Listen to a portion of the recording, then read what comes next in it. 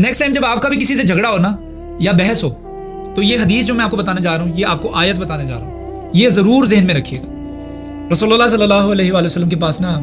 ایک دفعہ ابو بکر صدیق بیٹھے ہوتے ہیں رضی اللہ عنہ، تو کچھ لوگ آئے، وہ آ کر نا حضرت ابو بکر صدیق کے ساتھ بحث کرنا شروع ہوئے، آپ نے یہ کیا، آپ نے وہ کیا، آپ نے یہ فیصلے نہیں صحیح کیا، آپ نے یہ فیصلے نہیں صحیح کیے۔ تو رسول اللہ صلی اللہ علیہ وآلہ وسلم نا سائڈ پر بیٹھے ہوئے تھے، خاموشی سے دیکھ رہے تھے۔ ابو بکر صدیق بھی خاموشی سے سنتے رہے۔ 5-10 منٹ کے بعد نا ابو بکر صدیق نے بولنا شروع کر دیا، جواب دینا شروع کر دیا، میں نے وہ اس وجہ سے کیا تھا، وہ یہ ہوا تھا، وہ فلاں ہوا تھا، اپنے آپ کو جسٹیفائی کرنا شروع کر دیا۔ ہم بھی کرتے ہیں نا جسٹیفائی۔ تو تھوڑی دیر بعد رسول اللہ صلی اللہ علیہ وآلہ وسلم وہاں سے اٹھے اور آپ تشریف لے گئے دور۔ تو بحث کرتے ہوئے اچانک سے ابو بکر صدیق نے ایسے مڑ کے دیکھا، رسول اللہ کہاں گئے صلی اللہ علیہ وآلہ وسلم؟ آپ بھی رسول اللہ کے پیچھے چل پڑے، وہاں جا کے فرمایا، یا رسول اللہ is there something I said which offended you, میں نے آپ کچھ کہا ہے ایسا جو آپ کو برا لگا؟ تو آپ صلی اللہ علیہ وآلہ وسلم نے فرمایا، جب تم خاموش تھے تو میں دیکھ رہا تھا ایک فرشتوں کی جماعت ان لوگوں کے ساتھ بحث کر رہی تھی جو تم سے بحث کر رہے تھے، یعنی وہ تمہاری سائڈ لے رہی تھی، لیکن جب تم نے بولنا شروع کیا تو فرشتے چلے گئے اور ان کی جگہ پر شیطان آ گیا، اور جہاں شیطان ہوتا ہے وہاں میں نہیں جاتا،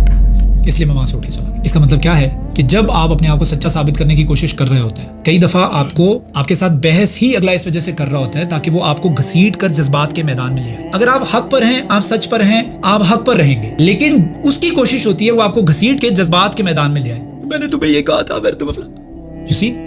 اور جب وہ آپ کو جذبات کے میدان میں گھسیٹ کر لے آئے گا نا، بس ختم، وہ میچ جیت جائے گا۔ حق کی اور سچ کی جو ہے نا وہ مات نہیں ہو سکتی، یہ ذہن میں رکھیں۔ وہ اگر اپیرنٹلی آپ کو آج نظر نہیں آ رہا تو کل ایک جیسا ویل گھومتا ہے نا، ویل کا نیچے والا حصہ جو ہے اوپر آتا ہے، اور حق جو ہے اپنے آپ کو کسی نہ کسی شیپ اور فارم میں دکھاتا ضرور ہے کہ ہاں دیکھا میں نے کہا تھا نا یہ سچ تھا۔ اور ایک بڑا فیمس فلاسفر ہے، انہوں نے کہا تھا کہ میں کبھی بھی خاموش رہ کے پچھتایا نہیں،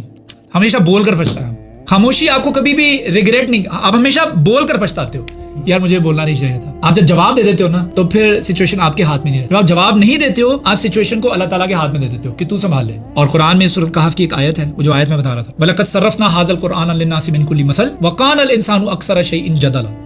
اور ہم تو قرآن کے اندر بہت ساری مثالیں دیتے ہیں انسان کو سمجھانے کے لیے، لیکن انسان تو ہمیشہ جھگڑالو رہا ہے، ہر چیز سے بڑھ کر انسان جھگڑالو ہے، بحث میں پڑا رہتا ہے۔ آپ باہر جا کے دیکھو نا، آپ کو کتنے لوگ بحث کرتے دکھائی دیں گے، ٹریفک میں لڑ رہے ہیں لوگ،